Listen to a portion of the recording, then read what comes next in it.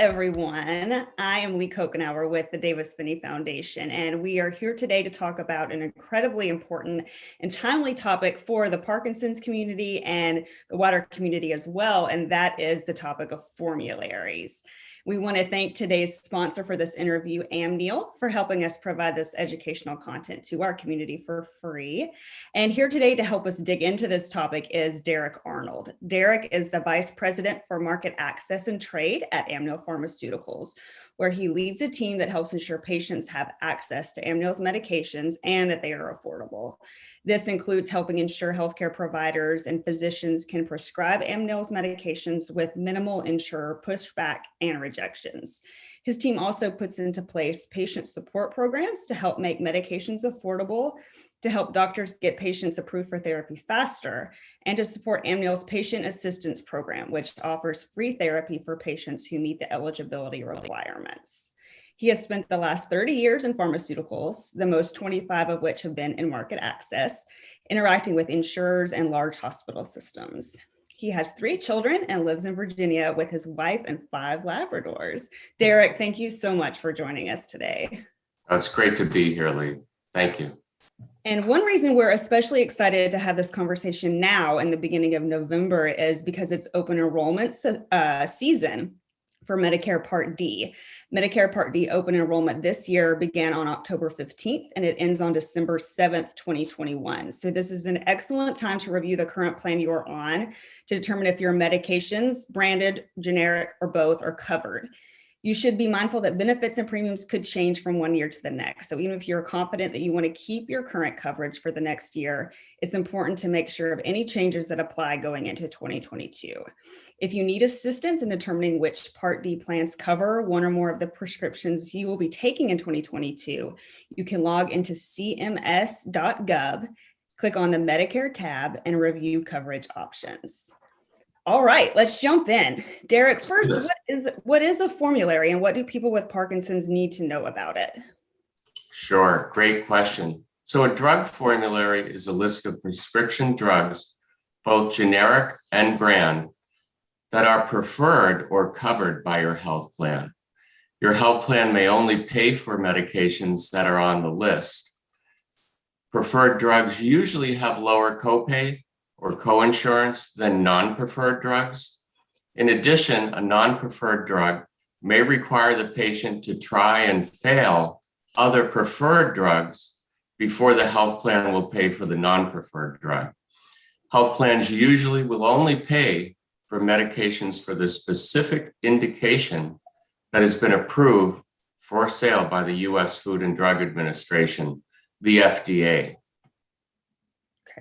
And who creates the formularies and what do they involve?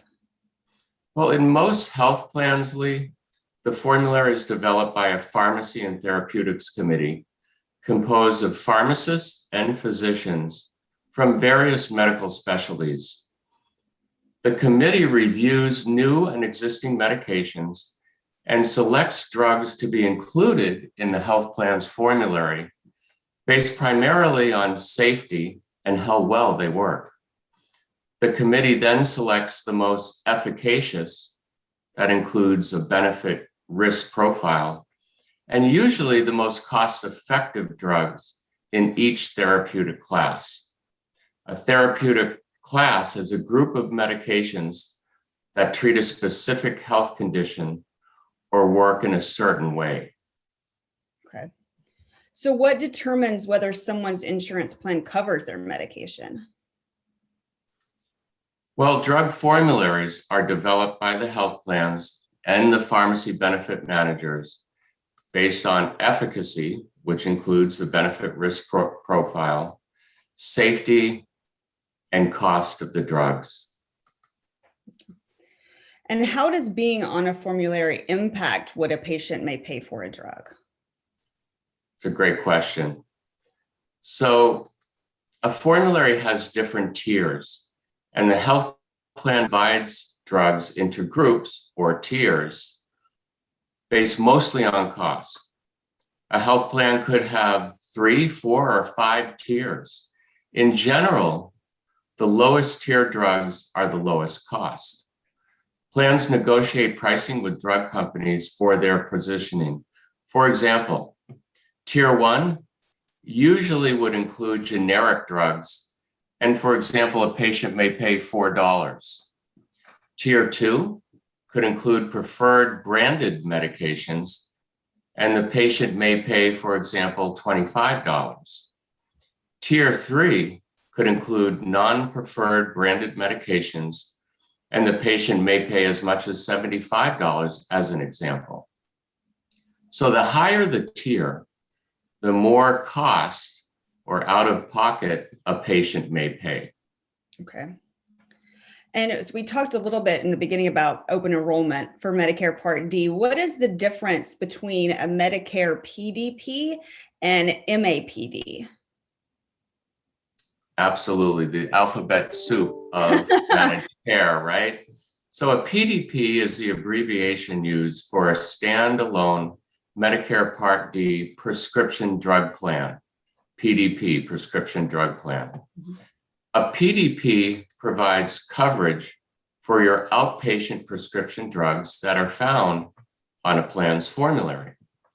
Typically, PDP plans require patients share in the cost of the medications, mostly through coinsurance or a percentage of the cost of that drug. For example, if a drug costs $400 and your PDP plan requires the patient to pay 40% of the cost of that drug, then the patient pays $160 and the health plan pays $240. And MAPD is the abbreviation for Medicare Advantage prescription drug plan. And MAPD provides coverage for your outpatient Medicare Part D prescription drugs, and it also includes coverage for Part A, or any hospitalization, as well as Part B, your physician visits. It may also include supplemental benefits like vision or dental care as examples. Typically, an MAPD plan will require patients to pay a flat copay rather than coinsurance for the cost of the medication. For example, a formulary drug may cost the patient a flat fee of $100. Okay, that's super helpful. So what about exclusions? What are exclusions and what causes a drug to be put on an exclusion list? Sure. Really interesting. So a formulary exclusion list includes the drugs that an insurer, a health plan, or a PBM, pharmacy benefit manager, does not cover.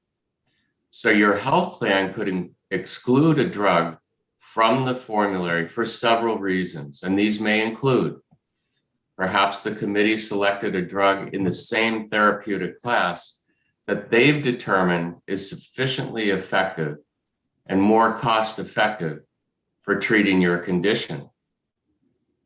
Another reason may be that the drug is actually available over the counter.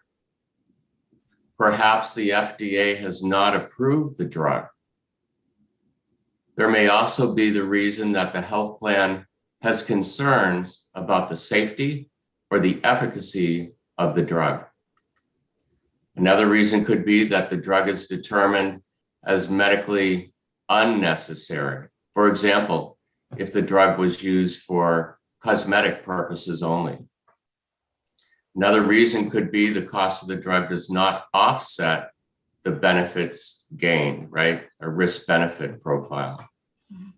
Perhaps the drug offers little or no additional benefit from what is currently available. And finally, it could be that an employer group has made a decision that they will not cover a particular drug due to cost or even moral or religious beliefs. Okay, thank you. And so how can someone with Parkinson's find out that a drug they take every day is about to be put on an exclusion list? Well, so updates to a commercial exclusion list, they're made public basically quarterly by most all of the major PBMs, and they're posted on the PBM websites. Medicare plans actually can't make changes to their drug list during a calendar year unless a generic version of the brand drug has been since the drug list was established. This change is only allowed once during a calendar year, actually in July. Now, as a patient, you could receive a letter 90 days before the change from the insurer or from the PBM stating that the drug is being removed from the formulary. The physician that prescribed the medication may also receive the same letter so that they too are aware that the PD medication, for example, they prescribed for the patient is now excluded from the patient's planned formulary. Now, commercial and Medicare patients or their HCPs are usually notified by the payers a few months in advance if a drug is going to be moved from covered to excluded, not paid for. Finding out about a drug being put on an exclusion list prior to public posting would really require inside information from either the PBM, payer, or manufacturer. So what actions can people take if their drug lands on an exclusion list?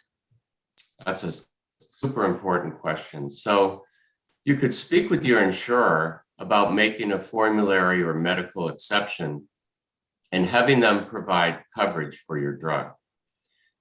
Most likely, your doctor will need to submit a supporting statement detailing that your drug is medically necessary and that the listed alternatives would not have the desired effect or have already been tried and failed. Some plans require that you agree to a step therapy before your exception gets approved. Now, step therapy is where you try a less expensive drug that's on the plan's formulary, thereby proving that it's not effective or has unacceptable adverse effects for you. Then you're allowed to move up a step to the more expensive drug you're requesting. Now, many states have laws in place to help ensure once a patient has gone through a step process, that the patient can stay on a product that is beneficial for them without the need of going back through a step process. In the case of a commercial patient who is insured through their employer, it may also be helpful to reach out to your company health benefits manager to see if they can assist you in getting a product covered, particularly if the medication allows you to continue employment. Okay. Great. Thank you, Derek, so much for sharing this invaluable information. And thank you again to Amneal for sponsoring this interview and helping us spread this word about formularies and open enrollment with our community. Thank you so much, everyone, for joining us, and we will see you again soon.